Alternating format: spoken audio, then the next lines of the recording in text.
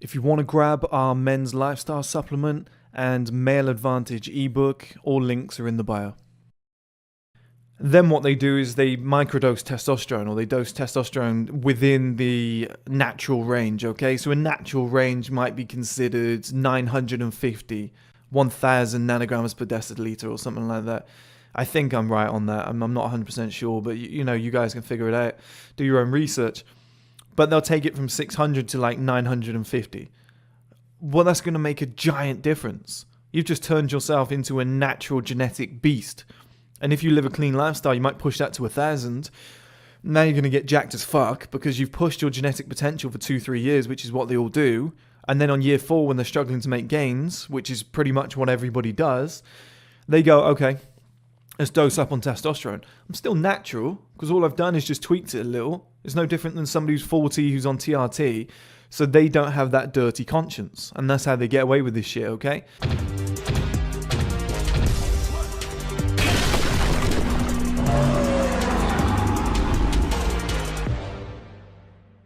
Hello guys, and welcome back to another video. In this video we're going to be talking about steroids and how they're going to become completely normalized moving forward in 2021 until around about 2030, when I think it will just be a staple part of anybody's kind of daily routine. I think it will be just like brushing your teeth. It will be such a normality that we won't even blink an eye. You think of hair transplants, okay? If you had told people 10 years ago that you were getting a hair transplant, you might have had the piss taken out of you. People might have said, what's the matter with him? Why can't he embrace going bald? Oh, it's a hair transplant. Look, like took the piss. Now it's completely normal. Now people go, yeah, get one. It makes sense. It just makes your life maybe better. If you don't look good bald, yeah, go and get one. How much have you got? Well, this is the thing as well, guys. People think I'm against things like hair transplants, etc., and surgery and whatever. Do whatever the fuck you want to do, okay? But just don't blow your budget. It's exactly, I categorize it as the same as a car or a house, etc. Like, I'm not against getting a mortgage. I'm against marriage, but I'm not against anybody doing marriage if they want to do it. I'm not against buying a new car, but what I'm against is stupidity. I'm against when somebody has 20,000 saved up and they go, should we get married? And they're left with like £1,000. And you go, God, that 20,000 could have been used for massive success. You could have reinvested it. You could have done a product, an idea, a business or something. Like, something could have come out of that. And people do the same with a car. They save 10,000, they go and buy a new car. It's like, if you would have invested that, you could have bought the car with 300,000 saved over, like left over. It's the same with hair transplants, surgery, whatever it might be. Buying clothes. I'm not against these things. I'm just saying, wait until you've got the money to do them. Like, I don't want somebody to have £1,000 and be like, oh, I've got my temples receding like 3 centimeters right here. £1,000, I can get all the hair grafts put in and it'll be back to normal. It's like, buddy, that's, you got to use that money for something productive. You're using that money for insecurities. Now, if that same guy was worth 20 million and, this is receded by like 3-4 centimeters, and he said, okay, I'm just going to get a few hair grafts in, I'd be like, yeah, I don't care. It's up to you. It's your life. Because you've got the money to waste. You can do that at that point. You've made it. You've made your money. But when you've only got this amount of money and you're spending it on 1 or 2 things, like clothes, you've got £2,000 and you go and spend it on a new pair of shoes, and a suit, just so you can look good and get a few women, that drives me insane. I hate that shit. But it's the same situation, it's the same scenario with steroids, okay? This is where I think it's headed. I think it's going to be as normal as hair transplants are right now. I think that's where this world is pushing it. Now, every athlete, every fitness model, etc., they're all taking steroids to some extent. They can claim natural because all they're doing is dosing on testosterone, okay? And technically, yeah, it's natural, but it's still a steroid. You're still influencing your body with it, so you are cheating, okay?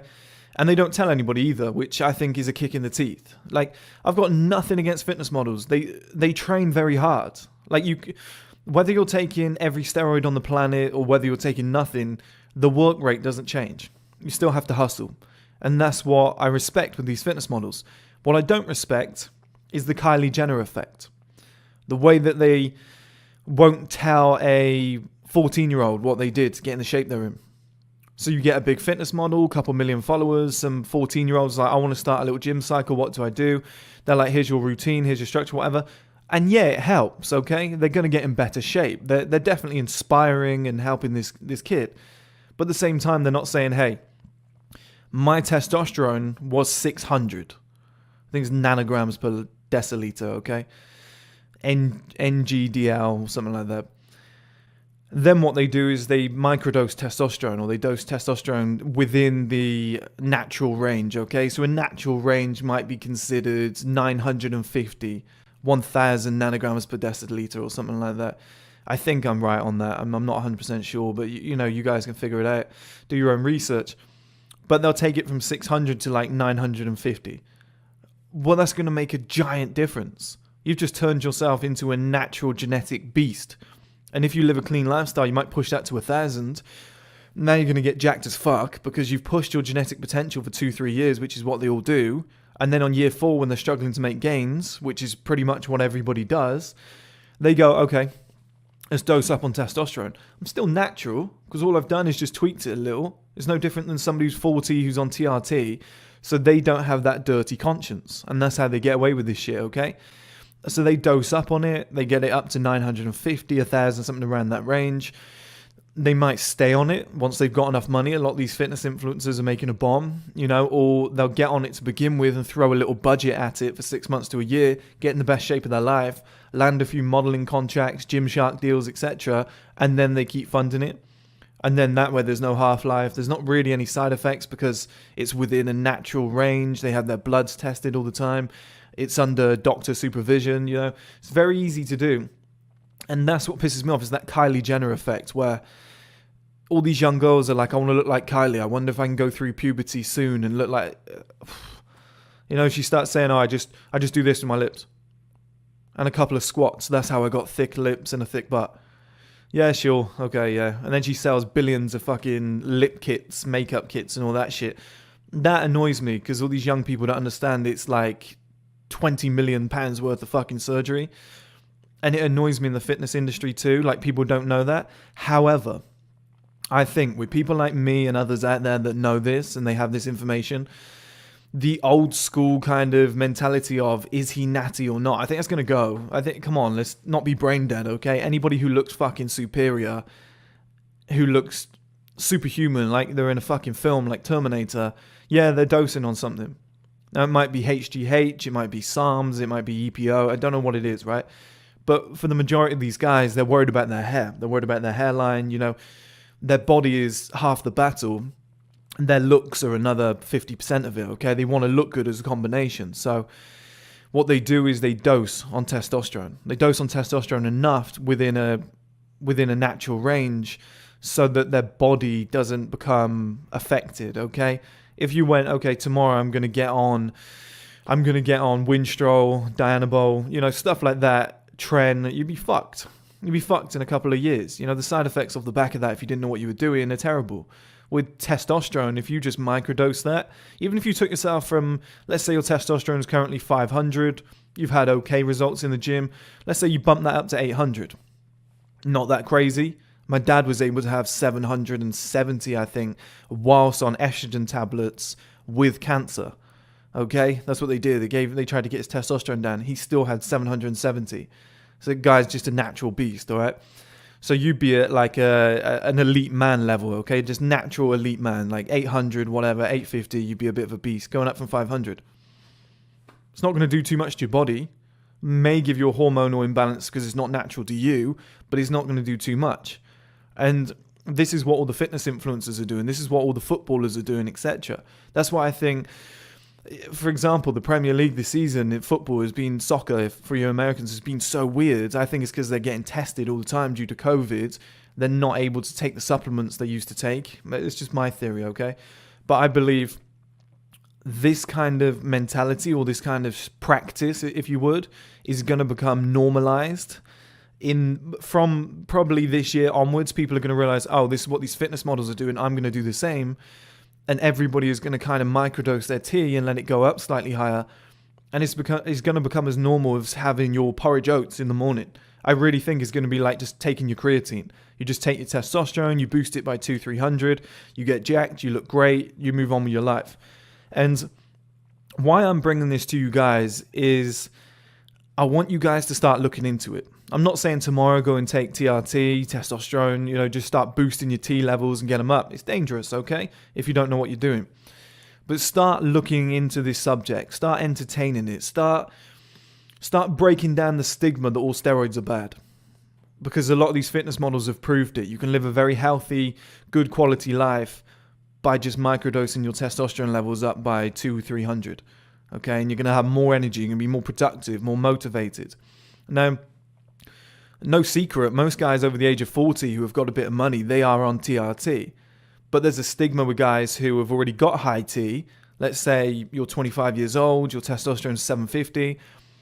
People think, oh, it's greedy to take it up to 1,000. Is it? Is it if it gets you in ridiculous shape? I just think it's worth it. I just think moving forward, that stigma's going to die off. Everybody's going to say, hey, I think it's worth it. It's like men wearing pink. It was never really a thing. And then men started wearing pink, or men's skin routines. Like, oh, what's your skin regimen 50 years ago? You'd have been punched in the head. Whereas now it's like, oh, what I do is I exfoliate. If a man ever used the word exfoliate 50 years ago, probably would have been laughed out of the town and beat up by every man that he came across for the next 10 years. Now, if you don't exfoliate, you're behind the curve. It's that Darwinian male thing I told you guys about. And I think the next evolution of men, will be what these fitness models are doing, where they're microdosing testosterone.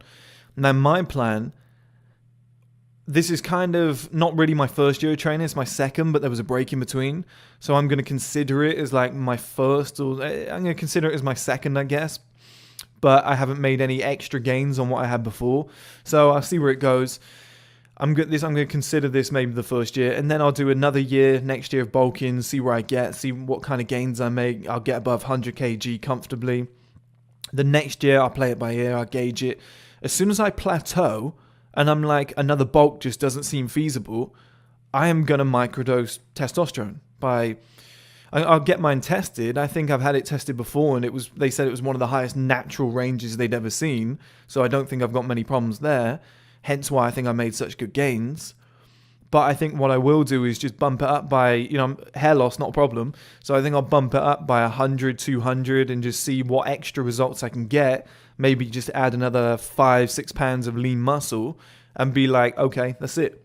And then use it just to cut up and make yourself look fantastic.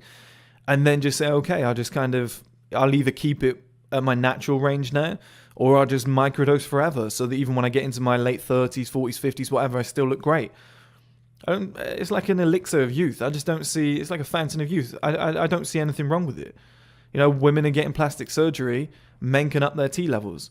Women have been taking estrogen supplements for years. Okay? A lot of young girls now, they might be 12, 13 years old, they've got older, friends, sisters, whatever, relatives. They're like, oh, take these estrogen tablets. There's one that does it boosts your estrogen massively. A lot of girls who are in the developmental stage are taking that now. Hence why girls are getting to like 18 years old and just giant tits, fat ass, wide hips, thin waist, big lips. Like, it's estrogen. Okay? I just think if there's no major side effects with this, okay? If you do it in a controlled environment and microdose, I've got no evidence on this, but I can't claim it for legal reasons. But I'm not saying this man is on steroids at all. Have no evidence, okay? But Cristiano Ronaldo, that's what in my opinion he does. He microdoses so that he can protect his hairline. And that's how he's able to be like 36 years old, still looking great, playing at his best, probably looks younger than when he was like 25, okay? He figured that out when he was younger. A lot of sports stars are doing that. I think personally, Erling Haaland, the other footballer, his jawline's come out here, his brows dropped down. There's so many footballers that are realizing they can just microdose themselves up a couple of points. Take yourself from 700 natural range, you're going to have a great life. Bump that up to 950. Now you're the biggest, strongest, healthiest guy in the room, the most energy. You don't need as much sleep. You can get more done. You're more productive. You're more focused. You got more energy, more motivation. You know, you're more passionate, you got more competitive drive. It's a weapon. It's a weapon. We don't live long enough to worry about this shit.